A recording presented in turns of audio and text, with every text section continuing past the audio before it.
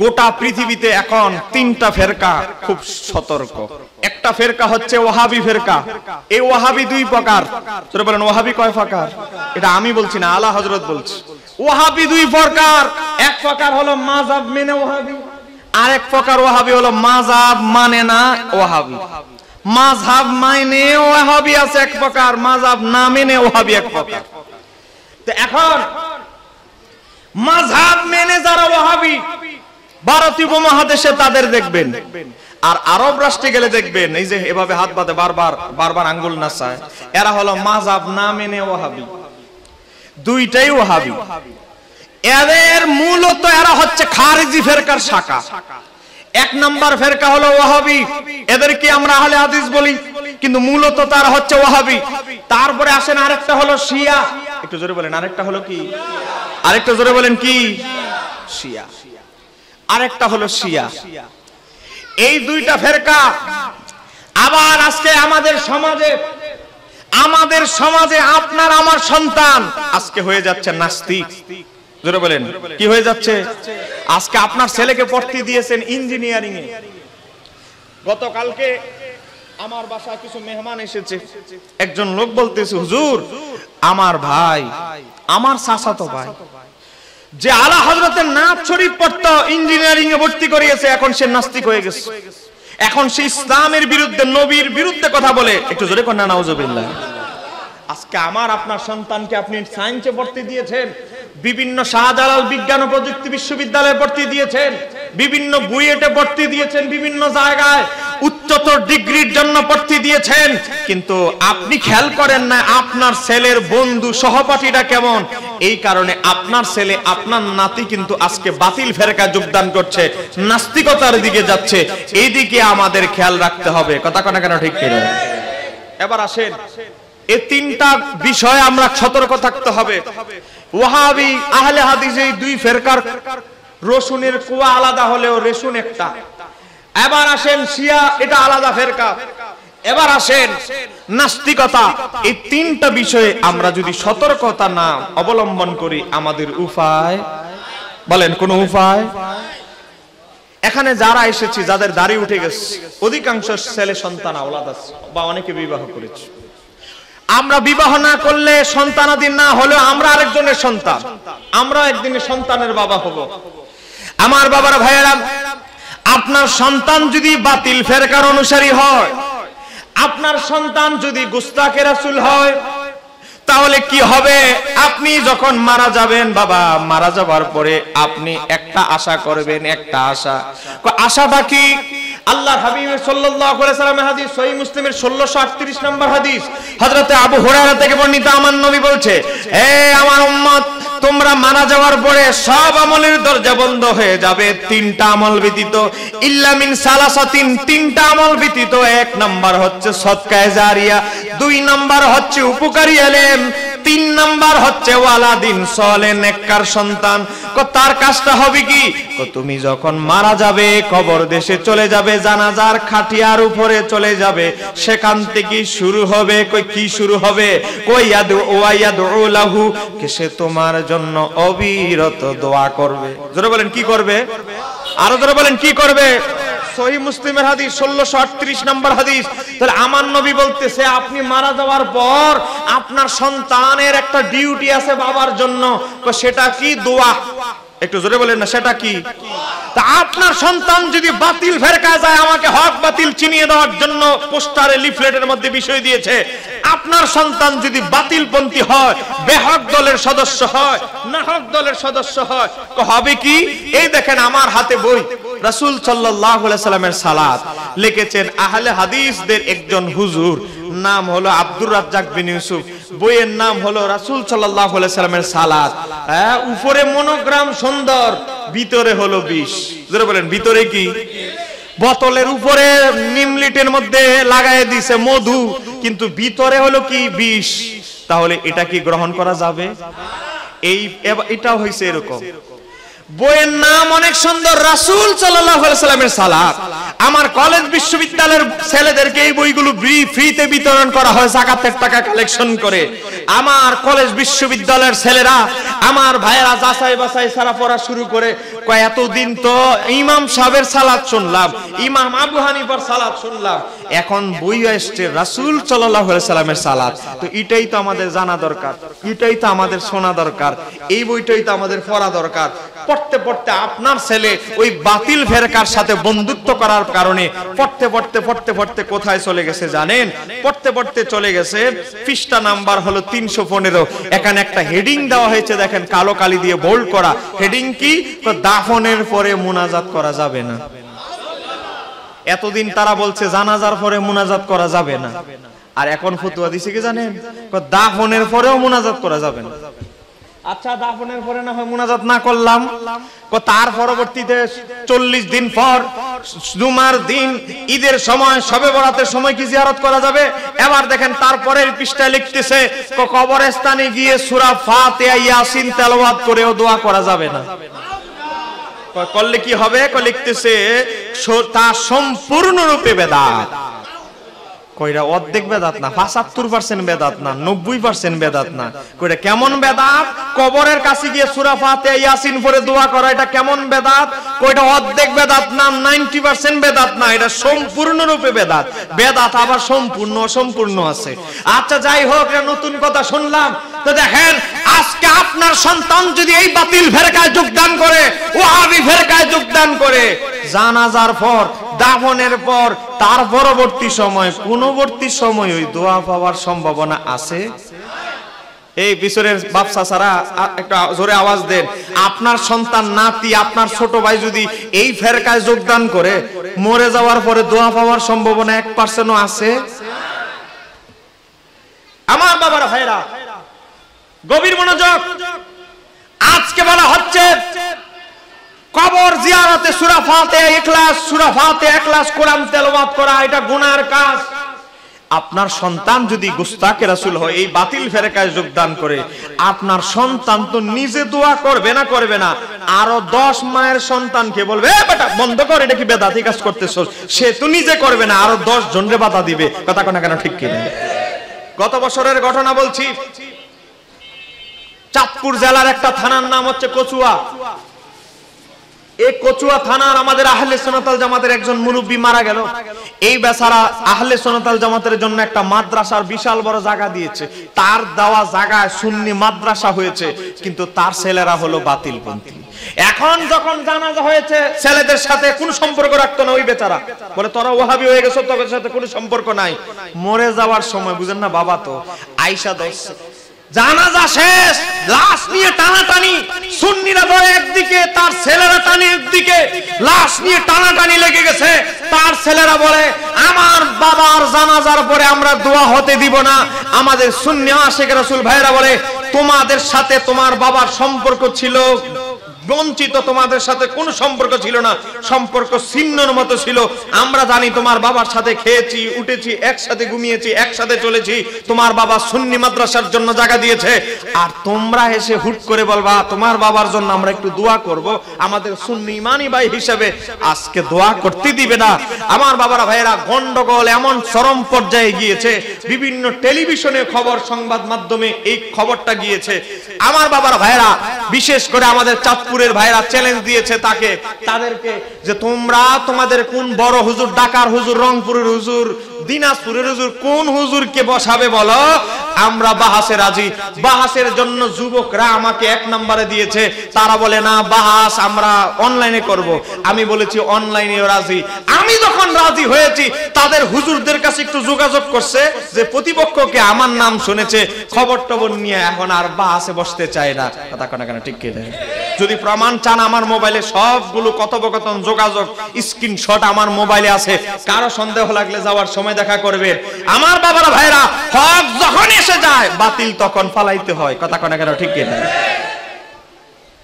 হক যখন এসে যায়, সব এই 72 ফেরকাকে পরিচালনা করে মিস্টার ইবলিস। যেরকম কে এই যে বদরের যুদ্ধে গিয়েছে, বদরের যুদ্ধে মিস্টার ইবলিস, ইবলিস শয়তান বড় হুজুরের শায়েখের বেশ ধরে এসেছে।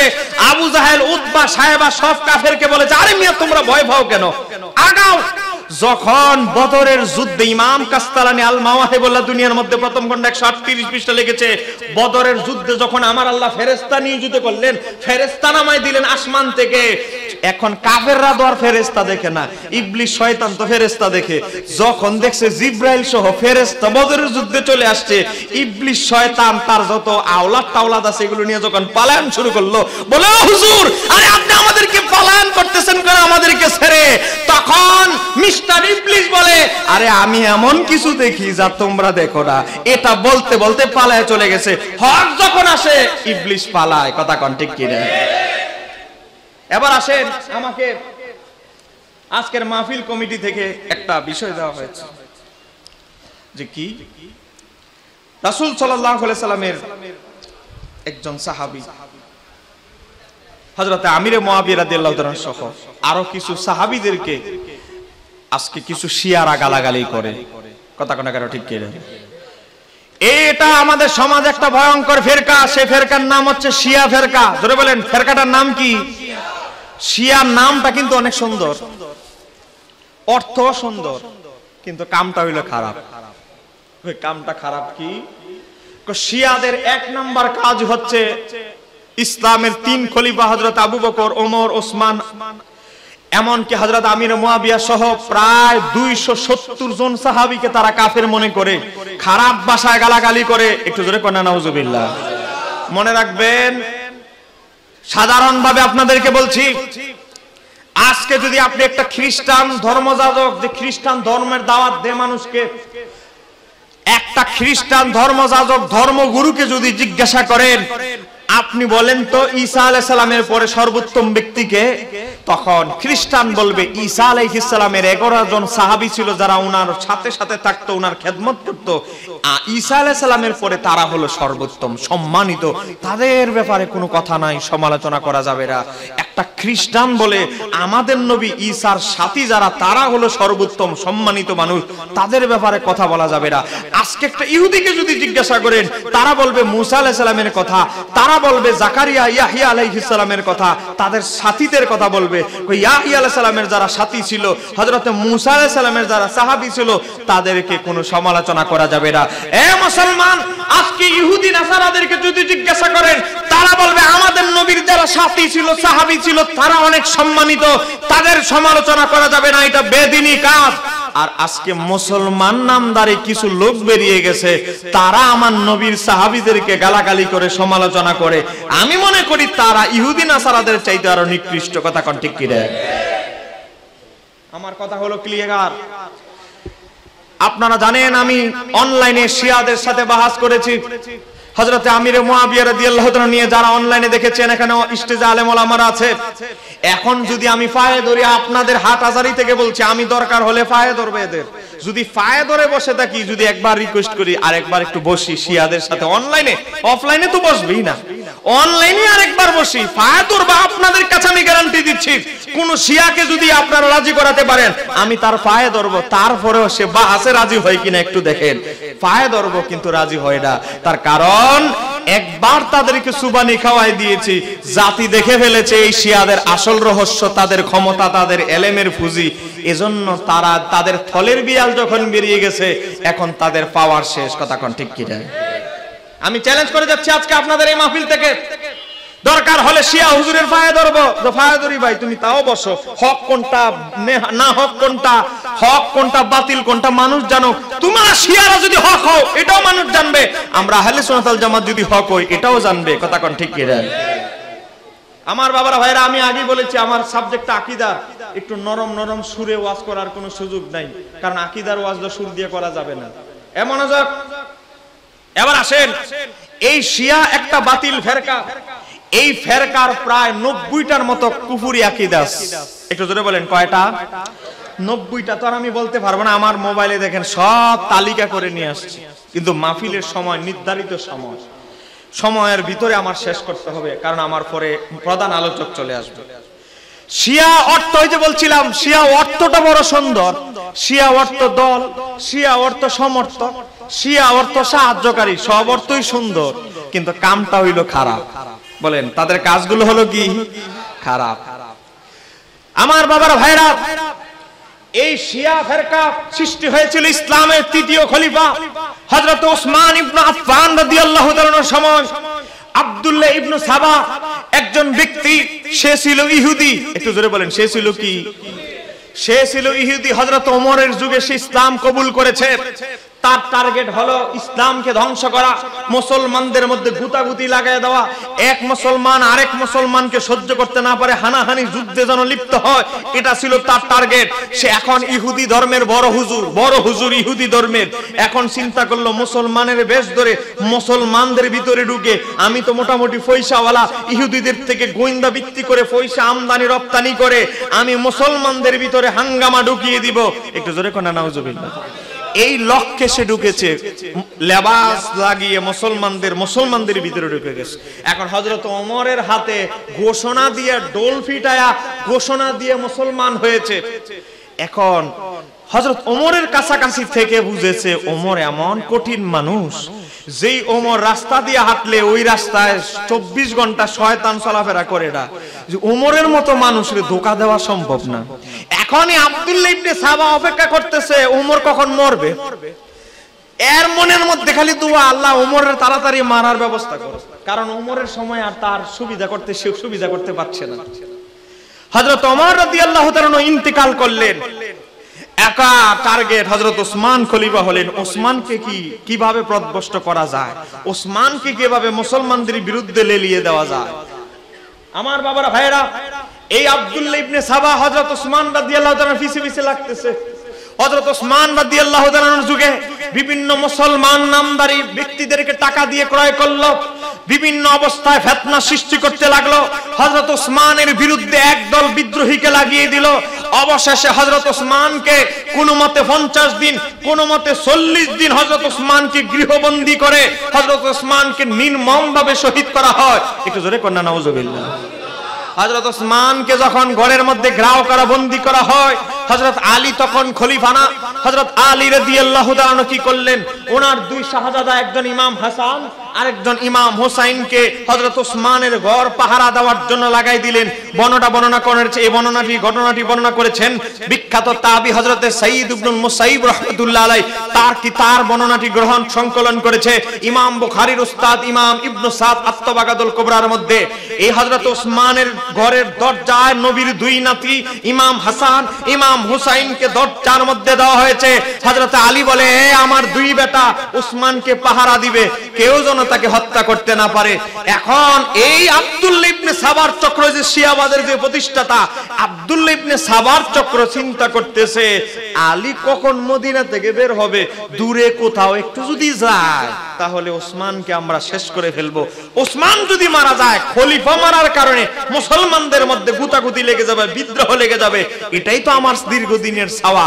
এখন হযরত আলী কখন মদিনা থেকে বর্ডার থেকে বের হয় ক্রস করে, এই অপেক্ষায় বসে আছে। হযরত আলী হঠাৎ করে মদিনা থেকে একটা কাজে বের হলে, এখন সুযোগটা পেয়ে গেছে।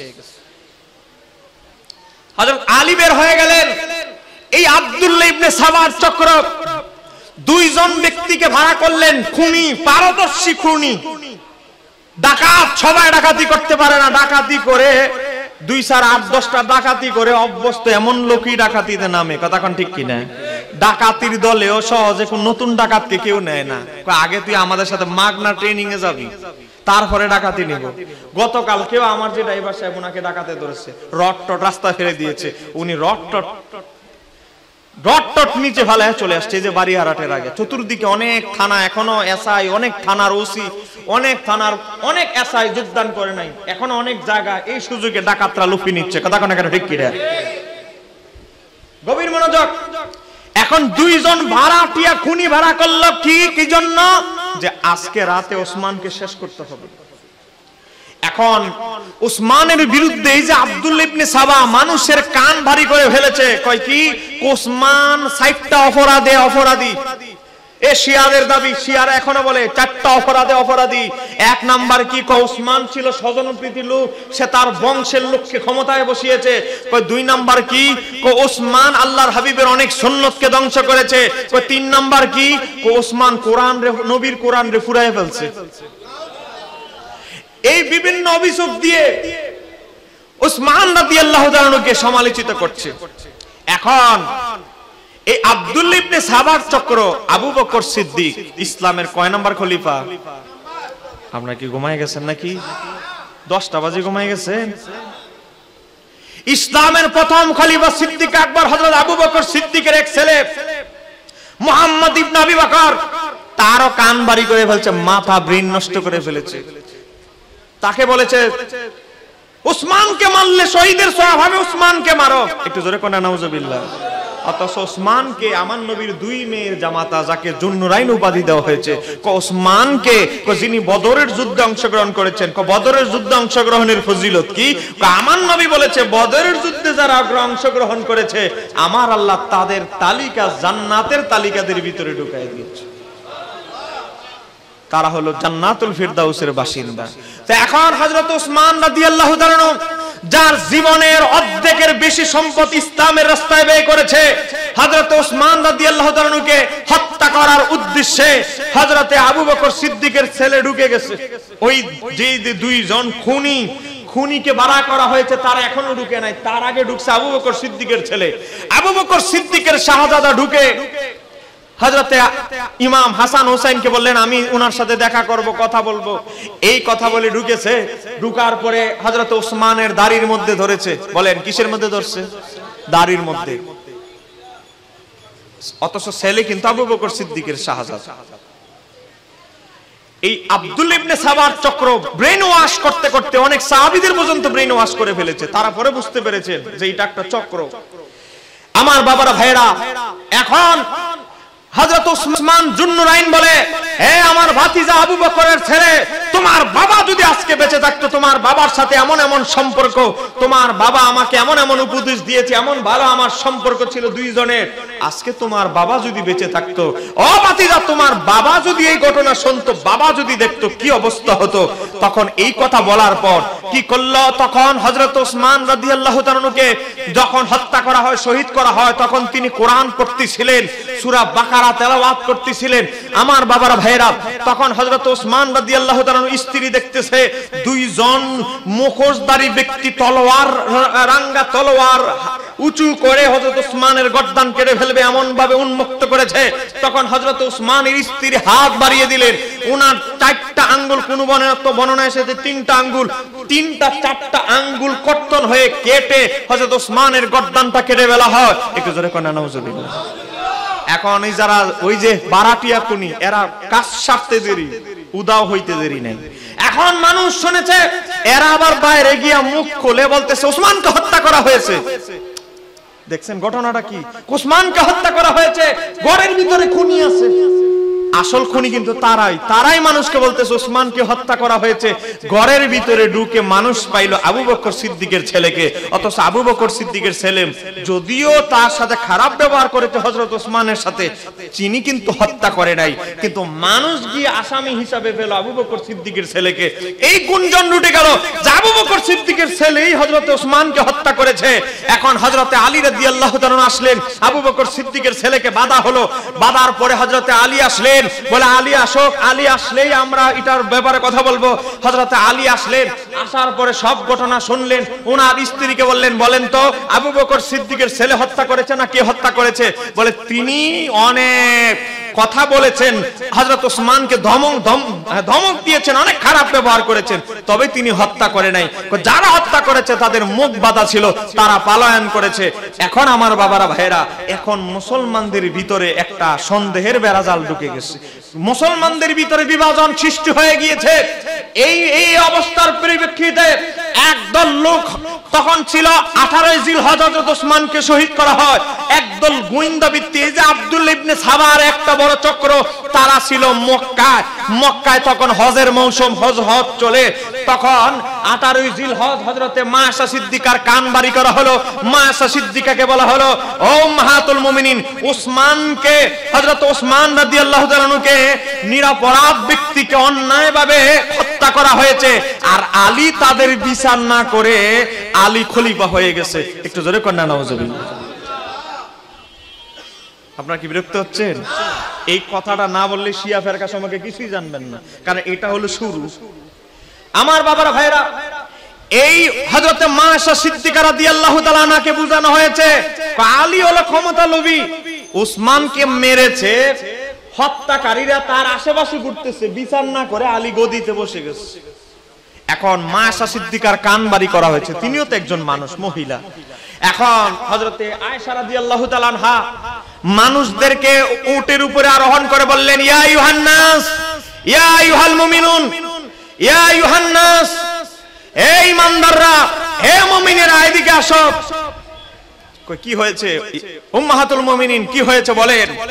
বলে হযরত ওসমানকে, ইসলামের তৃতীয় খলিফা ওসমানকে অন্যায়ভাবে হত্যা করা হয়েছে, আমরা তার বিচার নিব। আলী তার বিচার না করে খলিফার মসনদে বসে গেছে, আমরা তার বিচার আদায় করব।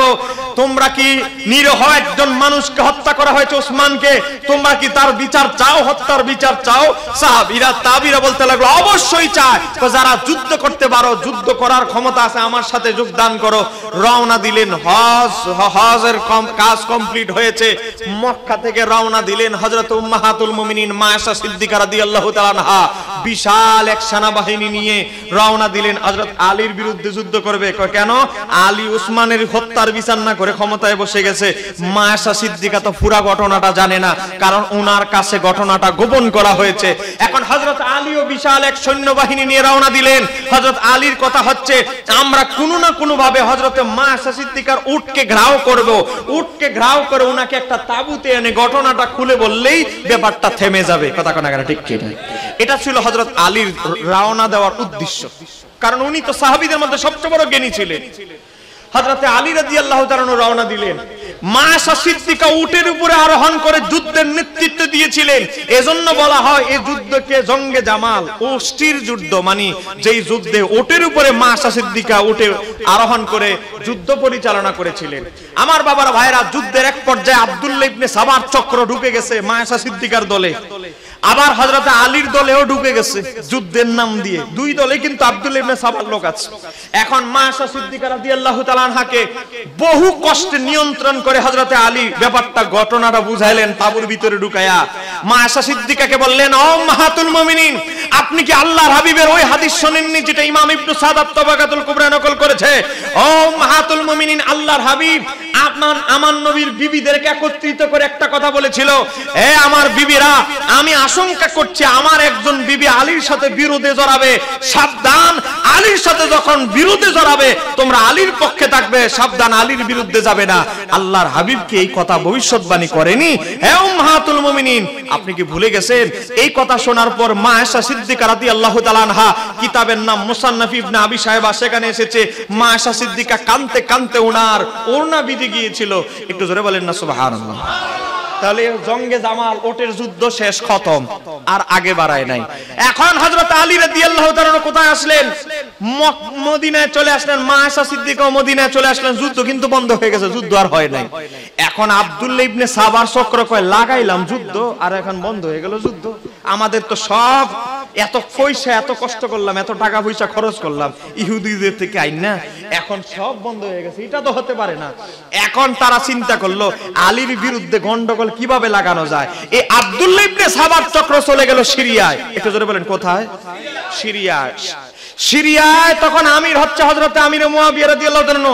তার কাছে গিয়ে বলল, আপনার চাচাতো ভাই আহারে উসমানকে অনেক নৃশংসভাবে 40 দিন 50 দিন খাবার না দিয়ে পানি টানি খেয়ে কষ্ট করে জীবন যাপন করে তিনি মৃত্যুবরণ করেছেন, তাকে অন্যায়ভাবে হত্যা করা হয়েছে। হে আমির মুয়াবিয়া, আপনার আপন চাচাতো ভাই, আপনার উমাইয়া বংশের এক বংশের লোক উসমানকে হত্যা করা হয়েছে, আর আপনি বসে আছেন? আপনি কি কাপুরুষ নাকি? আপনি কিছু একটা করেন। আপনি কেন আপনি যুদ্ধ করতেছেন না আলীর বিরুদ্ধে? আলীর কাছে আপনি চিঠি লেখেন, তিনি যেন উসমান হত্যাকারীদেরকে আপনার হাতে সুপর্দ করে। এখন হযরত আমির মুয়াবিয়া রাদিয়াল্লাহু তাআলার কান বাড়ি করে ফেলেছে, মাথা গরম করে ফেলেছে। এখন হযরত আমির মুয়াবিয়া রাদিয়াল্লাহু তাআলা চিঠি পাঠিয়েছে হযরত আলী আগে। হযরত আলী আব্দুল্লাহ ইবনে আব্বাসের মারফত চিঠি লিখে পাঠিয়েছে, হে আমির মুয়াবিয়া, তোমার মসনদ যে সিরিয়া সেটা ছেড়ে দাও, সিরিয়ার এখন থেকে গভর্নর হবে অমুক। এই চিঠি পাঠানোর পর আমির মুয়াবিয়া রাদিয়াল্লাহু তাআলা উত্তর দিলেন, হে আলী, আমি আমার ক্ষমতা, আমার এই প্রদেশ আপনার হাতে দিব, তবে একটা শর্ত। একটু জোরে বলেন, কয়টা শর্ত? একটা শর্ত, সেটা কি? এই যে আলী এবং মুয়াবিয়া রাদিয়াল্লাহু আনহু যে যুদ্ধ কেন হয়েছে, একটা শর্ত, সেটা কি? আপনি আমার হাতে আমার চাচাতো ভাই ওসমানকে যারা হত্যা করেছে এই আসামিদেরকে শুধু আমার হাতে দিয়ে দিবেন, আমি সুন্দর করে শিলমোহর দিয়ে এই সিরিয়া আপনার হাতে তুলে দেব। আমার চাহিদা শুধু একটা। হযরত আলী রাদিয়াল্লাহু তাআলা বললেন যে এই ব্যাপারটা হযরত ওসমানকে কারা হত্যা করেছে ব্যাপারটা খুব জটিল, কারণ হত্যাকারীরা পলাতক। আমি এটার বিচার করতে হলে আমাকে কি করতে হবে? অনুসন্ধান টিম গঠন করেছি, তারা খবর নিচ্ছে কারা এই কাজটা করতে পারে। আমি হত্যাকারীদেরকে আমি পাবো, তোমার হাতে সুপর্দ করব। না, হত্যাকারী আপনার আশেপাশেই ঘুরতেছে, আবু বকর সিদ্দিকের ছেলে আছে, আবু বকর সিদ্দিকের ছেলের নাম আনলো, তার সাথে যেহেতু তারা ঢুকছে এই জন্য সেও অপরাধী। এগুলো অনেক কথা বলতে লাগলেন। এখন এই প্রেক্ষিতে ঝগড়া হয়ে গেল, দুইজনের মধ্যে মতভেদ হয়ে গেল। হযরত আলী রাদিয়াল্লাহু তাআলা সিদ্ধান্ত নিলেন, মুসলমানদের মধ্যে যদি মুসলমানরা প্রত্যেকটা মুসলমানদের শহরগুলো যদি এক খলিফার আন্ডারে না হয় তাহলে মুসলমানদের মধ্যে গন্ডগোল হবে, গুতাগুতি হবে। কারণ আমি সরকার হলাম আর একটা জেলা আমার আন্ডারের বাইরে, তাহলে মানুষ তো ওই জেলার মানুষ তো যুদ্ধ করতে পারে, খারাপ কিছু করতে পারে, বিচার পাবে না, কারণ আমি সরকারের আন্ডার থেকে তারা বিচ্যুত। হযরত আলী রাদিয়াল্লাহু তাআলা বললেন এটা হতে পারে না, হয়তো সিরিয়া আমরা দখল করব, না হলে কিছু একটা হবে, কিন্তু মুসলমানদেরকে এক পতাকায় আনতেই হবে, কারণ না হলে মুসলমান রাষ্ট্র হয়ে যাবে, তখন দুই খলিফার নেতৃত্বে এটা হতে পারে না। এখন হযরত আলী যুদ্ধের জন্য মোটামুটি রওনা দিয়ে ফেলেছেন, রওনা দেওয়ার প্রস্তুতি নিচ্ছেন, সৈন্য টৈন্য জোগাড় করতেছেন, যুদ্ধে যাবেন। ওই যে সিফিনের যুদ্ধের কথা, সিফিনের যুদ্ধ হওয়ার রাস্তার কাছাকাছি চলা পরিস্থিতি হয়ে গেছে। আমার বাবারা ভাইরা, হযরত আলী সৈন্য রেডি করার প্রস্তুতি নিচ্ছেন। হযরত আলী রাদিয়াল্লাহু তাআলা বললেন ইসলামের নিয়ম হচ্ছে মুসলমানদের মধ্যে যদি কোনো বিবাদ হয় আগে উত্তম প্রস্তাব পাঠাতে হবে, তারপরে যুদ্ধ। দেখেন আমার হাতে আজ থেকে 800 বছর আগের কিতাব।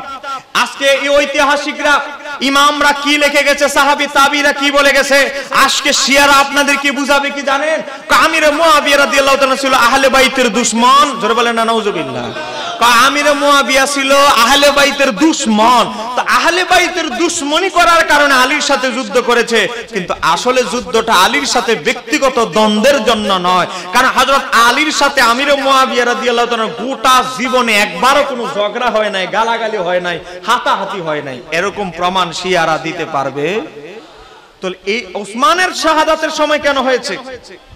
কারণ এবার দেখেন ইমাম ইবনে কাসির এই যে আল বেদা ওয়ান নেহা কিতাবে 800 বছর আগের কিতাব, সেই কিতাবের মধ্যে এসেছে 428 পৃষ্ঠার মধ্যে হযরত ইমাম ইবনে কাসির উল্লেখ করেছে, হযরতে ইমাম ইবনে কাসির রাহমাতুল্লাহ আলাইহি 248 পৃষ্ঠার মধ্যে 248 পৃষ্ঠার মধ্যে দেখেন, আপনাদের কারো সন্দেহ লাগলে ছবি তুলে নিয়ে যাবেন।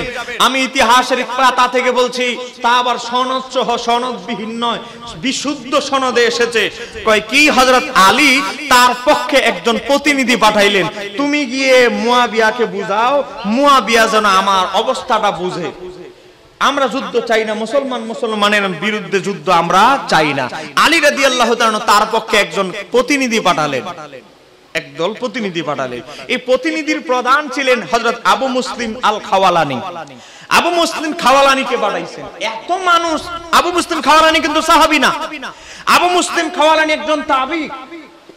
কিন্তু তাকে কেন পাঠালেন? কারণ তিনি হলেন মুস্তাজাবুদ দাওয়া, এমন একজন ব্যক্তি যিনি দোয়া করলে কবুল হয়ে যায়, জীবনে যিনি কোনোদিন মিথ্যা কথা বলে নাই। একটু জোরে কন্যা সুবহানাল্লাহ। আবু মুসলিম খাওয়ালানি কেমন মানুষ? ইমাম ইবনে কাসির আল বেদা ওয়ান নেহা কিতাবে, একই কিতাবে 277 পৃষ্ঠায় লিখেছে, আবু মুসলিম খাওয়ালানি এমন একজন মানুষ, উনার জামানায় ইয়ামান দেশে, ধরে বলেন রাষ্ট্রটার নাম কি? আমি আর 20 মিনিট আপনাদেরকে কষ্ট দিচ্ছি, একটু কষ্ট হবে বাবা আপনাদের। আমি কিন্তু প্রত্যেকটা রেফারেন্সের সাথে সাথে বলছি। আমার বাবারা ভাইরা, আবু মুসলিম খাওয়ালানি যখন ইয়ামানে ছিল তখন একজন ভণ্ড নবী আবির্ভাব হলো। সে বলল আমি নবী।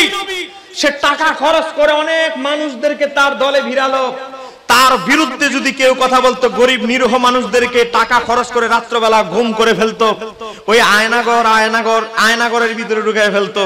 এখন এই বন্ড নবীর বিরুদ্ধে কথা বললেই আয়নাগরে ঢুকায় ফেলে। এই অবস্থা যখন সৃষ্টি হলো, কোন মুসলমানই বন্ড নবীর বিরুদ্ধে কথা বলে না, কারণ বললেই আয়নাগরে ঢুকে যায়। এখন এই পরিস্থিতির ভিতরে যখন বলল, তখন একজন ব্যক্তি, তার নাম হচ্ছে আবু মুসলিম খাওয়ালানি, যিনি ইহুদি ধর্মের বড় একজন আলেম ছিলেন। তিনি ইসলাম কবুল করেছেন। তিনি আমার নবীর যুগে জন্মগ্রহণ করার পরেও কিন্তু অল্পের জন্য নবীর হাতে কালেমা পড়তে পারে নাই। সে আবু মুসলিম খাওয়ালানি কি করলো, তখন ইসলামের দ্বিতীয় খলিফা হযরত ওমরের জামানা, এই তখন ইয়ামান দেশের মধ্যে ভণ্ড নবী যখন এই নিজের দল ভারী করার চেষ্টা করলো, আবু মুসলিম খাওয়ালানি একটা পাথর উঁচু জায়গা দাঁড়ালেন, বক্তৃতা দেওয়ার জন্য, খুতবা দেওয়ার জন্য দাঁড়ালেন। ইয়া আইয়ুহান নাস, হে ইয়ামানের মানুষরা শোনো, আমি আবু মুসলিম খাওয়ালানি নবীর যদিও অল্পের জন্য সাহাবী হওয়ার মর্যাদা অর্জন করতে পারি নাই, কিন্তু আমি গর্বিত সর্বশ্রেষ্ঠ নবীর উম্মত হয়ে। এই আইয়ুহান নাস, হে মানুষেরা শোনো, আমাদের ইয়ামান দেশে একজন ভণ্ড নবীর আবির্ভাব হয়েছে। সে যে ভণ্ড কোনো সন্দেহ নাই। আমি তার সাথে বাহাস করতে চাই। আগামীকাল বাহাস হবে, সকাল 10টা এত মিনিটে বাহাস হবে। বাহাস হবে কি? বাহাস নির্ধারণ হবে বাস্তবতা, আপনারা নিজের চোখে দেখবেন কে বাহাসে জিতলো আর কে বাহাসে ঠকলো, কে বাহাসে পরাজিত হলো বিজিত হলো, আপনারা নিজের চোখে সিদ্ধান্ত দেখে সিদ্ধান্ত দিবেন। বাহাস হবে, একটা আগুনের কুণ্ডলী বানানো হবে। এই আগুনের কুণ্ডলীর ভিতরে আমাকে কিছুক্ষণ রাখা হবে। যদি আমাকে আগুন স্পর্শ করে, আমাকে যদি আগুন জ্বালায় ফেলে, তাহলে আমার নবী ভণ্ড। আর আগুন যদি এই ভণ্ড নবীকে জ্বালায় ফেলে, তাহলে এই ভণ্ড নবী, এই নবী, সে যে ভণ্ড নবী দাবি করতেছে, সে হলো ভণ্ড নবী। একটু জোরে কন্যা, ঠিক কিনা? এক রাতে 5 জায়গায় ডাকাতে উৎপাতছে, 5 জায়গায়, এক রাস্তায় 5 জায়গায় 5 দল ডাকাত। বেচারা বলে বহু কষ্টে জীবনটা নিয়ে আসছে, এই পরিস্থিতি চলছে। তো এই জন্য আমরা বলছি, প্রশাসনিক যে ভাইরা আছেন, মিডিয়ার মাধ্যমে অনুরোধ করছি, আলেম ওলামাদের একটু নিরাপত্তা প্রদান করার জন্য বিশেষ অনুরোধ করছি। এবং মাহফিল কমিটিতে যারা দাওয়াত দেন, তারাও অন্তত 2-3 মাইল গুরুত্বপূর্ণ জায়গা এগিয়ে দেওয়া উচিত। কথা কোন কেন, ঠিক কি? তো দেখেন, এই আবু মুসলিম খাওয়ালানি বাহাসের চ্যালেঞ্জ দিলেন। কিতাবপত্রের বাহাস না। কেমন বাহাস? আগুনের কুণ্ডলী বানানো হবে, আবু মুসলিম খাওয়ালানিকে নিক্ষেপ করা হবে, ভণ্ড নবীকে নিক্ষেপ করা হবে। আগুনে যাকে খেয়ে ফেলবে সে পরাজিত, আগুন যাকে স্পর্শ করতে পারবে না সে বিজিত, সে জয়ী। জোরে কর না মারহাবা। এই ধরনের বাহাসের চ্যালেঞ্জ কি আমি আপনি করতে পারবো? আমি আপনি করতে পারবো না। 277 পৃষ্ঠায় ইমাম ইবনে কাসির, আমি ওনার জীবনী তন্ন করে ফেললাম। এই ঘটনাটা কোথায় আছে খুঁজতে খুঁজতে গিয়ে আমি বের করলাম ইমাম ইবনে কাসির আল বেদা ওয়ান নেহা কিতাবে এই আবু মুসলিম খাওয়ালানির জীবনীতে 800 বছর আগে উল্লেখ করেছে। এখন বাহাসের যখন চ্যালেঞ্জ করলেন, আবু মুসলিম খাওয়ালানি রাহমাতুল্লাহ আলাইহি তার ঘরের মধ্যে ঘুমানোর প্রস্তুতি নিচ্ছেন, একটু ঘুমিয়েছেন, সন্ধ্যা হয়ে গেছে, আসরের পর রাত হয়ে গিয়েছে। আল্লাহর হাবিবকে স্বপ্নে দেখলেন। আল্লাহর হাবিবকে বলতেছে, আল্লাহর হাবিব আবু মুসলিম খাওয়ালানিকে বলতেছে, ও আবু মুসলিম খাওয়ালানি, তুমি এখনই ঘর থেকে গিয়ে অন্য জায়গায় গিয়ে আত্মগোপন করো, এই ভণ্ড নবীর দলের আসতেছে তোমাকে হত্যা করার জন্য। একটু জোরে বলা যাবে কি? আর একটু জোরে বলেন না। আমার নবীর দরবারে, আমার নবীর পক্ষে কে কি বলে, কে কি চ্যালেঞ্জ দেয়, কে কি কথা বলে, আমার নবীর খবর আছে না নাই? পিছনের ভাইরা বলেন, খবর আছে না নাই? আমার নবী বলতেছে, আবু মুসলিম খাওয়ালানি, ভাড়াটিয়া খুনি আসতেছে তোমাকে হত্যা করার জন্য, তুমি এখনই ঘুম থেকে জাগ্রত হয়ে ঘর থেকে আত্মগোপনে থাকো, চাদর দিয়ে তোমার চেহারা ঢেকে নাও। তাহলে আমার নবী গায়েব জানে কি জানে না? ঘটনা হলো ইয়ামান দেশে, আর আমার নবী মদিনা শরীফে, রওজা শরীফে। একটু জোরে কোন আল্লাহু আকবার। এটা ইলমে গায়েব। ওয়াহাবীরা ইলমে গায়েবের দলিল খুঁজে পায় না। আবু মুসলিম খাওয়ালানি এমনি এমনি চ্যালেঞ্জ দেয় নাই, তার পক্ষে আছে কি? আল্লাহর হাবিব। জোরে বলেন, তার পক্ষে কি আছে? এখন আবু মুসলিম খাওয়ালানি বাহাসের চ্যালেঞ্জ দিলেন। সকাল 10টা এত মিনিটে বাহাস। 10টা এত মিনিটের 10 মিনিট আগে ভণ্ড দলের অনুসারীরা বলতে লাগলো, কোথায় আবু মুসলিম খাওয়ালানি? এত ফালাইছে, ফালাতক। আমি খবর নিয়ে দেখেছি আমরা, গত রাত্রেও সে বাড়িতে ছিল না, সে পালাতক, গত রাত্রে বাড়িতে নাই। এই খবরও ভণ্ড দলের অনুসারীরা জানে, মানে গিয়ে ঘরে তো পায় নাই। বলে এই ভণ্ড নবী, এই ভণ্ড নবীর অনুসারী ভণ্ড আবু মুসলিম খাওয়ালানি, জোরে কোন নাউজুবিল্লাহ, সে পালাতক, সে বাসে আসবে না, গত রাত্রেই সে পালাইছে। আবু মুসলিম খাওয়ালানি বলে বাসের টাইম তো আরো 10 মিনিট বাকি আছে, এখন আমার চাদরের মুখ খোলার দরকার নাই। 10 মিনিট যখন পার হলো, 10:30 হলো, আবু মুসলিম খাওয়ালানি চাদরের যে মুখ বেঁধে আছে, রুমাল দিয়ে যে মুখ বেঁধে রেখেছে, রুমাল থেকে মুখ সরিয়ে বলে, মুখ থেকে রুমাল সরিয়ে বলে, আমি আবু মুসলিম খাওয়ালানি মুহাম্মদ সাল্লাল্লাহু আলাইহি সাল্লামের উম্মত কখনো পালাইতে পারে না, আমি পালাই নাই, আমি শুধু নির্দিষ্ট সময়ের অপেক্ষা করছি। তোমরা আমাকে গত রাত্রে হত্যা করার জন্য যে বারাটিয়া খুনি পাঠিয়েছো, সেই খবরও আমার কাছে আছে, জোরে কোন না মারহাবা। এখন বাসের সময় দেখা যাবে ভণ্ড নবী বলতেছে, দেখছস তোদেরকে এত টাকা খরচ করলাম, রাত্রে মারতে পারলি না, গোটা শহর খুঁজলি কোথাও পাইলি না, এখন সে আসলো কোথায় থেকে? কারণ ভণ্ড নবী জানে আগুন তাকে খাতির করবে। এখন ভণ্ড নবী বললে ঠিক আছে, বাসে তো রাজি হয়েছি। এখন বাসের 1 নম্বর কথা হচ্ছে, বাসে আগুনে তুমি ঝাঁপ দিতে হবে। ভণ্ড নবী মনে করেছে আবু মুসলিম খাওয়ালানি তো ওমরও নয়, আবু বকরও নয়, নবী নয়, রাসূল নয়, আবু মুসলিম খাওয়ালানি কি আর আগুন কি খাতির করবে? আবু মুসলিম খাওয়ালানি ঝাঁপ দিবে আর পুড়ে যাবে, আমার বাসও শেষ, আমি তো আর ঝাঁপ দিতে হবে না। এই মনে করে বলল ঠিক আছে, তুমি আগে আগুনে ঝাঁপ দাও, তারপরে আমি। সময় 1 ঘন্টা আগুনের ভিতরে, কুণ্ডুলির ভিতরে থাকতে হবে। আবু মুসলিম খাওয়ালানি বলে 1 ঘন্টা নয়, আমি 3 ঘন্টা থাকবো। একটু জোরে কন্যা মারহাবা। তবে তুমি শুধু 1 ঘন্টা থাকলেই হবে। এবার আসেন বাহাসে, আবু মুসলিম খাওয়ালানি আগুনের কুণ্ডুলি বানাল হলো বিশাল, কুণ্ডুলির ভিতরে ঢুকে গেলেন। আবু মুসলিম খাওয়ালানি আগুনের কুণ্ডুলির ভিতরে গিয়েছেন। ইমাম ইবনে আসির আল কামিল ফি তারিখের মধ্যে উল্লেখ করেছে, আবু মুসলিম খাওয়ালানি আগুনের কুণ্ডুলির ভিতরে দেখে মুস্কি মাস্কি হাসতেছেন, কারণ আগুনের কুণ্ডুলির বাইরে রাহমাতুল লিল আলামিন আবু মুসলিম খাওয়ালানিকে দেখে হাসতেছে, আবু মুসলিম খাওয়ালানিও আমার নবীকে দেখে হাসতেছে। আর একটু জোরে বলেন না। পৃথিবীর ইতিহাসে সর্বশ্রেষ্ঠ বাহাসের যদি তালিকা দেওয়া হয়, এটা হবে 1 নাম্বার। একটু জোরে কন্যা মারহাবা। এখন আবু মুসলিম খাওয়ালানি 1 ঘন্টা বাহাসের শর্তের মধ্যে লেখা ছিল আগুনের ভিতরে থাকবে কয় ঘন্টা? তিনি থাকলেন 3 ঘন্টা। 3 ঘন্টা পরে আস্তে আস্তে আগুনের কুণ্ডলী থেকে বের হওয়ার পর ভণ্ড নবীর অনুসারীরা তারে ধরছে, আমাদের ইজ্জত বাঁচান, আপনি আগুনের ভিতরে যান, আপনি তো নবী, নবীরা তো অনেক বড় বড় মুজিজা দেখায়, ইব্রাহিম নবীকে আগুনে ফেলে দেওয়া হয়েছে, বড় বড় মুজিজা দেখায়, আপনি আজকে মুজিজা দেখায় আমাদের উম্মতদেরকে, ভণ্ড নবীর অনুসারীরা বলে আমাদের উম্মতদের ইজ্জত বাঁচান, আপনি আগুনে ঝাঁপ দেন। ভণ্ড নবীর অনুসারী দিছে 1 দৌড়, মানুষ লাগে নাই, ভণ্ড নবীর অনুসারীরা এই পিটায়া তাদের নবীরে মেরে ফেলছে। একটু জোরে কন্যা সুবহানাল্লাহ। এই খবর চলে গেল খলিফাতুল মুসলিমিন হযরত ওমরের কাছে। একটু জোরে বলেন কার কাছে? হযরত ওমরের কাছে যখন গেলেন, আমিরুল মুমিনিন হযরত ওমর আবু মুসলিম খাওয়ালানিকে ইয়ামান বরাবর চিঠি লিখলেন, এ আবু মুসলিম খাওয়ালানি, আমার অন্তর, ওমরের অন্তর চায় আবু মুসলিম খাওয়ালানিকে 1 নজর দেখার জন্য, আমি তোমাকে অনুরোধ করছি তুমি মদিনায় আসো, আমি তোমাকে 1 নজরের জন্য দেখব।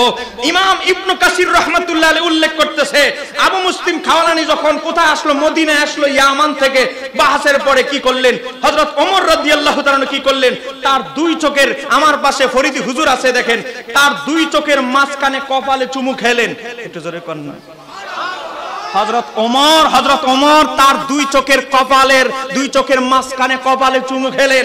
শুধু এখানেই শেষ নন, এখানেই শেষ নয়, তিনি বলতে লাগলেন, তিনি আল্লাহর দরবারে শুকরিয়া আদায় করতে লাগলেন। হযরত ওমর প্রশংসা আল্লাহর, যিনি আমাকে, হযরত ওমর বলতেছে আল্লাহর প্রশংসা আদায় করছি, যিনি আমাকে মৃত্যুর পূর্বে, মরার আগে উম্মতে মুহাম্মাদির মাঝে এমন এক ব্যক্তির দর্শন দান করেছেন, যার সাথে আল্লাহ হযরত ইব্রাহিম আলাইহিস সালামের ন্যায় আচরণ করেছে। ইব্রাহিম আলাইহিস সালামকে যখন কাফের মুশরিকরা পড়তে পারে নাই, আল্লাহ আমাকে সেই ওমরকে সেই তৌফিক দান করেছেন, আমি ওমর জীবদ্দশায় ইব্রাহিম নবীর সাথে আল্লাহ যে ব্যবহার করেছেন, এমন একজন ব্যক্তি উম্মতে মুহাম্মাদির মধ্যে দান করেছেন, তার সাথে আল্লাহ তদ্রুপ ব্যবহার করেছেন, তাকে যে আমি ওমরের মতো ব্যক্তি চোখ দ্বারা দেখে যেতে পেরেছি, এজন্য শুকরিয়া আদায় করছি আল্লাহ তোমার দরবারে। একটু জোরে বলা যাবে কি? এই আল বেদায়া ওয়ান নিহায়া, সে আবু মুসলিম খাওয়ালানিকে পাঠাইছে হযরত আলী, এ আবু মুসলিম খাওয়ালানি, তুমি আমিরে মুয়াবিয়ার কাছে যাও, গিয়ে তুমি বিষয়টা সমাধান করো। কারণ আমিরে মুয়াবিয়া কারো কথা সম্মান করুক না করুক, তুমি আবু মুসলিম খাওয়ালানি যখন মুয়াবিয়ার দরবারে দাঁড়াবে, তোমাকে সে তাজিম করবেই, কারণ তোমার প্রতি মুসলমান দুর্বল। একটু জোরে কন্যা। দেখেন 248 পৃষ্ঠা ইমাম ইবনে কাসির উল্লেখ করেছে, 248 পৃষ্ঠার মধ্যে ইমাম ইবনে কাসির উল্লেখ করেছে আবু মুসলিম খাওয়ালানি চলে গেলেন কোথায়? সিরিয়ায়। হযরত আলীর প্রতিনিধি হয়ে গেলেন আমিরে মুয়াবিয়ার কাছে, গিয়ে কি বললেন দেখেন, ইমাম ইবনে কাসির উল্লেখ করছেন হযরত আবু মুসলিম খাওয়ালানি তার সাথে একদল লোক নিয়ে আমিরে মুয়াবিয়া রাদিয়াল্লাহু আনহুর সাথে সাক্ষাৎ করলেন। আচ্ছা, তারপর তাকে বললেন, কাকে? আমিরে মুয়াবিয়া রাদিয়াল্লাহু আনহুকে বলতেছে, আপনি আলীর সাথে প্রতিদ্বন্দ্বিতা করছেন, আপনি কি তার সমকক্ষ?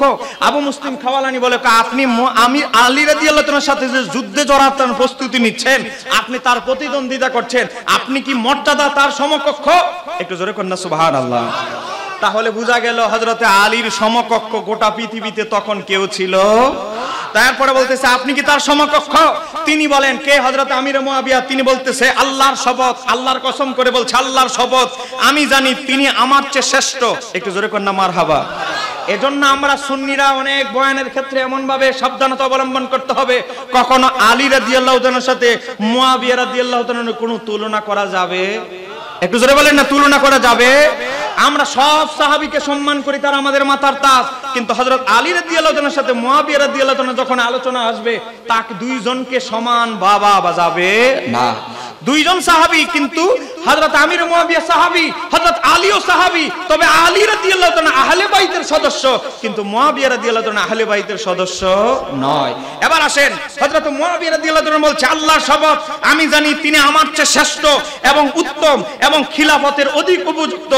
কি কিন্তু? মূল সমস্যাটা কথা, কিন্তু তোমরা জানো যে উসমানকে অন্যায়ভাবে নিহত করা হয়েছে, আর আমি তার আপন চাচাতো ভাই, তার বিষয়টি আমার দায়িত্বে ন্যস্ত, এবং তার হত্যার আমি বদলা চাই। কাজেই তোমরা তাকে বলো, কাকে? হযরত আলীকে।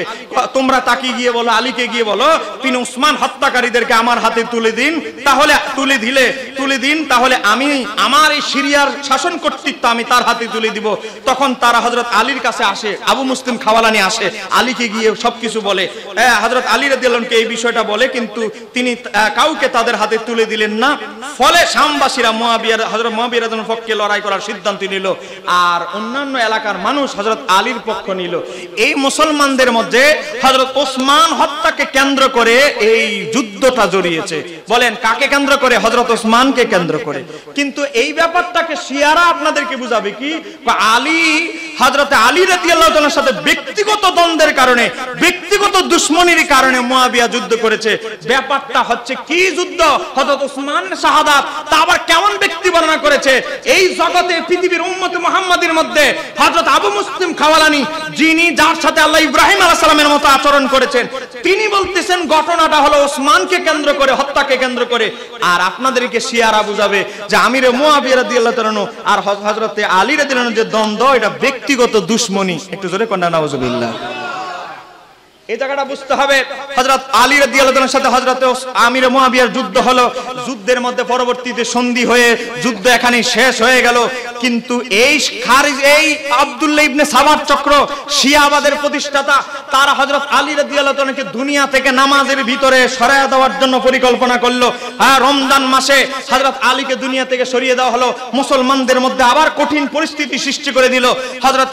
হযরতে হাসান খলিফা হলো, হযরত হাসানকে আবার লাগাই দিচ্ছে, চলেন মুয়াবিয়ার বিরুদ্ধে যুদ্ধ করি। মানে তাদের উদ্দেশ্য হচ্ছে কেন? মুসলমান যুদ্ধ লেগেই থাকুক।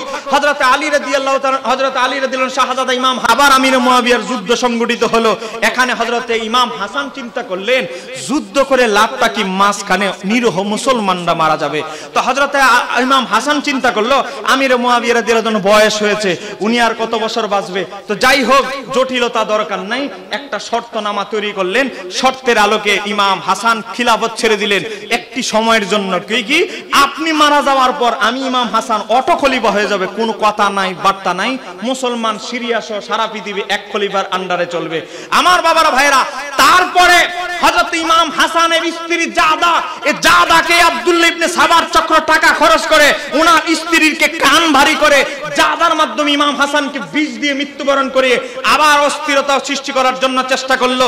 তারপরে যখন হচ্ছে না, ইমাম হাসান এমন একজন হিকমতওয়ালা মানুষ, ইমাম হুসাইন বলেছে, এ আমার ভাই আপনি শুধু নামটা বলেন, কে আপনার বিরুদ্ধে ষড়যন্ত্র করেছে। তারপর ইমাম হাসান নাম বলে নাই। নাম না বলার উদ্দেশ্য মুসলমান যেন রক্তাক্তে না যায়, আমি আল্লাহর দরবারে বিচার চাইব। ইমাম হাসান শহীদ হয়ে গেল। এখন ইমাম হুসাইনের কাছে চিঠি পাঠাচ্ছে, বলতেছে আপনি কোন, আমি মুয়াবিয়ার খিলাফত মানি না, আমি খলিফা। আরো দাঙ্গা লাগানোর চেষ্টা করলো। ইমাম হাসান বলে না, আমার ভাই ওয়াদা করছে, আমি ওয়াদা রক্ষা করব। এবার আসেন, হযরত আমির মুয়াবিয়া ইন্তেকাল করলো। এখন কিছু দালাল মানুষ এজিদকে খলিফা বানাই দিল, এজিদকে খিলাফতের মসনদে ঢুকাই দিল। এখন ইমাম হুসাইনকে আব্দুল্লাহ ইবনে সাবার চক্র হাজার হাজার চিঠি পাঠাচ্ছে, আপনি কুফায় আসেন। ইমাম হুসাইনকে শহীদ করা হলো। যখন আব্দুল্লাহ ইবনে সাবার চক্র হাজার হাজার চিঠি পাঠিয়ে দাওয়াত দিয়ে নিল, যখন দুঃসময় কঠিন সময় আসলো, ইমাম হুসাইনকে ফালায় দিয়ে আব্দুল্লাহ ইবনে সাবার চক্র ভেগে গেল। সব পলায়ন, ঘরের ভিতরে অন্ধকার কোঠরে ঘুমায় আছে। বালায়ন করেছে, ইমাম হুসাইন শহীদ হয়ে গেল। এই আব্দুল্লাহ ইবনে সাবার চক্র, যাদেরকে শিয়া বলি, তারাই মাতাম শুরু করলো ইমাম হুসাইনের শাহাদাতে। এতক্ষণে তোমরা কুফাবাসীরা কান্না করতেছো, মাতাম করতেছো। একটু আগে তাদের চোখের সামনে ইমাম হুসাইনকে শহীদ করা হয়েছে, তখন তাদের কোনো কথা নাই বার্তা নাই, এখন মাতাম শুরু করে দিয়েছে। এই মাতামের ধারাবাহিকতা এখনো শিয়ারা করে। কথা কোন ঠিক কিনা?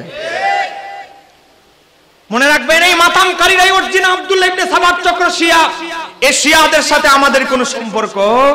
শিয়াদের অন্যতম আকীদা হলো তাদের কালিমা, আমরা যে বলি লা ইলাহা ইল্লাল্লাহু মুহাম্মাদুর রাসূলুল্লাহ, তারা আরো শেষে অ্যাড করে ওয়া আলী খলিফাতুল্লাহ।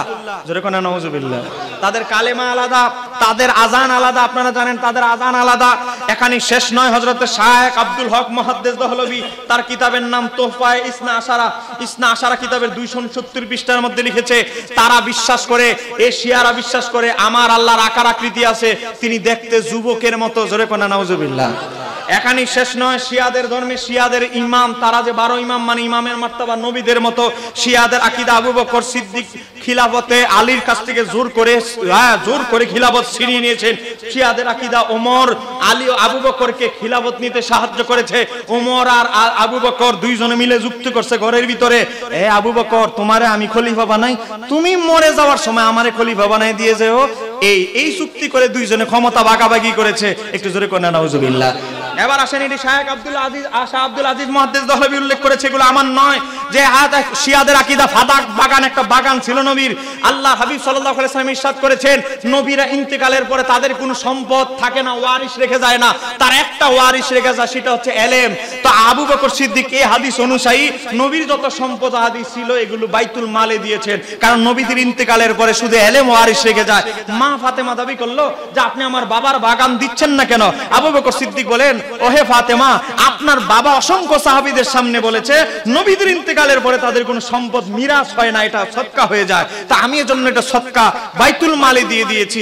আল্লাহর হাবিব তো আমাকে এরকম কথা বলে নাই, হয়তো আপনি শোনেন না। আবু বকর সিদ্দিক বলেন, এ আমার উপবিষ্ট সামনে সাহাবীরা, তোমরা কি কেউ শুনেছো আল্লাহর হাবিব এমন কথা বলেছে? অনেক সাহাবীরা বলল, হ্যাঁ আমরাও শুনেছি নবী এই কথা বলেছে। মা ফাতেমা রাদিয়াল্লাহু তাআলা আনহা চলে গেলেন। এখন থেকে শিয়ারা বলে আবু বকর এজন্য ফাতেমার প্রতি খেপে গেল, ফাতেমার ঘরে আগুন লাগাই দিল। জোরে কোন নাউজুবিল্লাহ। এটা শিয়াদের বানানো কথা। মা ফাতেমার ঘরে আগুন লাগিয়ে দিয়েছে, দরজার মধ্যে উমর। জোরে কোন নাউজুবিল্লাহ। হযরত ওমর ফাতেমার দরজা লাথি মেরে ফাতেমার গর্ভের সন্তানকে নষ্ট করে ফেলেছে। একটু জোরে কোন নাউজুবিল্লাহ। আপনারা কি এগুলো বিশ্বাস করে? এরকম মিথ্যাচার হযরত ওমরের শানে করে এই শিয়ারা। তারপরে দেখেন, এই শিয়াদের দাবি অন্যতম একটা আকীদা, শিয়াদের মধ্যে কিন্তু আবার 12টা গ্রুপ। তো শিয়াদের অন্যতম এক দলের আকীদা, জিবরাইল উহি আনতে ভুল করছে, আনলইলে আলীর কাছে নিয়ে আসছেন নবী মুহাম্মদের কাছে। জোরে কোন নাউজুবিল্লাহ। এই শিয়াদের আকীদা, শিয়াদের আমরা যে 114টা সূরা পড়ি, শিয়াদের সূরা হলো 115টা। তাদের আরেকটা সূরার নাম হলো সূরা বেলায়েত। এই সূরাটা গুগলে লিখলে দেখবেন এই তাদের সূরাটাও পাওয়া যায়, তাদের বানানো সূরা। এখানে শেষ নয়, আরো অনেক কথা শিয়ারা মাতাম করে, যেটা হারাম। শিয়াদের আরো অসংখ্য আকীদা আছে। তারা কাঠের মূর্তি বানায়, দেখবেন ইমাম হুসাইনের মূর্তি বানায়, অমুক মূর্তি বানায়, বানায়া আরা মাতাম করে, মূর্তি বানানো ইসলাম কখনো সমর্থন করে? তাই শিয়াদের সাথে আমাদের কোনো সম্পর্ক নাই। শিয়াদের অন্যতম আকীদাই হচ্ছে সাহাবীদের দুশমনি করা। মনে রাখবেন, আহলে বাইত নিয়ে তিনটা দল সৃষ্টি হয়েছে। একটা দল হলো আহলে সুন্নাত ওয়াল জামাত, যারা সাহাবীদেরকেও বিশ্বাস করে, তাজিম করে, আহলে বাইতকে তাজিম করে। একটা দল, এটাই একমাত্র জান্নাতি দল। দুই নাম্বার আরেকটা দল হলো শিয়া, যারা আহলে বাইতকে ভালোবাসতে গিয়ে সাহাবীদেরকে গালমন্দ করে, তারা হলো জাহান্নামী ফেরকা। আবার আহলে বাইত নিয়ে আরেকটা দল আছে, সেটা কি? কয়টা হলো নাসিবি, খারিজি। তো তাদের কাজ কি? তার আহলে বাইতের সম্মান সহ্যই করতে পারে না। আহলে বাইতের সম্মান বললে কয় এটা শিয়া। শিয়া একটু জোরে কোন আছে না নাই? এই দেখবেন আহলে হাদিস সহ বিভিন্ন বাতিল ফেরকা, আমরা ইমাম হোসাইনের কথা বললে তারা ইজিদের প্রশংসা শুরু করে। কথা কোন ঠিক কি রে? তো যাই হোক, এই শিয়া আকীদা ভয়ঙ্কর আকীদা। শিয়া আকীদার সাথে আমাদের কোনো সম্পর্ক বলেন, শিয়া আকীদার সাথে আমাদের কোনো সম্পর্ক আছে? আমাকে বলা হয়েছে, আমাকে বিষয় দেওয়া হয়েছে হক বাতিলের পরিচয়। 2 ঘন্টা ওয়াজি কি হক বাতিল চিনানো যাবে? এবং বর্তমানে শিয়া তৎপরতা আমার সময় থেকে সংক্ষিপ্ত, আমি শিয়াদের শুরু থেকে শেষ পর্যন্ত আমি শিয়াদের একটা তালিকা ইতিহাস তুলে ধরেছি। আশাবাদী আপনাদের হাটহাজারী আশেপাশে কোথাও এই ইতিহাস ধারাবাহিক তোলা হয় নাই, কারণ আমাদের জানতে হবে শিয়াদের পুরনো ইতিহাস। কথা কাটা ঠিক কিনা? এই শিয়াবাদ তৈরি করেছে ইহুদিরা। জোরে বলেন কারা? এখনো দেখেন ইরান থেকে বড় বড় লাফানো কথা বলে, কিন্তু ভিতরে ভিতরে দেখেন খবর নিয়ে ইহুদিদের তাদের সাথে তাদের আতাত আছে। কথা কোন ঠিক কিনা? তারা যদি চাইতো এই ইসরায়েলকে বহু আগে ইরান নিশ্চিহ্ন করে ফেলতে পারতো। কথা কোন ঠিক কিনা? যাই হোক, আল্লাহ সুবহানাহু ওয়া তাআলা আজকের আলোচনা কবুল করুক। সবাই বলেন আমিন। আমার ফরিদি ভাই এসেছেন, ফরিদি ভাইয়ের হায়াতের মধ্যে বরকত দান করুক, কণ্ঠের মধ্যে বরকত দান করুক। একটা বই আছে, এই বইটা সংকলন করেছি আমি, আর সম্পাদনা করেছেন মুফতি জহিরুল ইসলাম ফরিদি সাহেব। জোরে কন্যা মারহাবা। মানে এই বইটা দেখেন, এই দেখছেন উপরে আমার নাম, ফরিদি সাহেবের নাম। এটা আপনাদের দোয়া বরকতে প্রায় 22,000 কপি এখনো মানুষের কাছে চলে গেছে। একটু জোরে কন্যা মারহাবা। 22,000 কপি কিন্তু ছোটখাটো ব্যাপার নয়।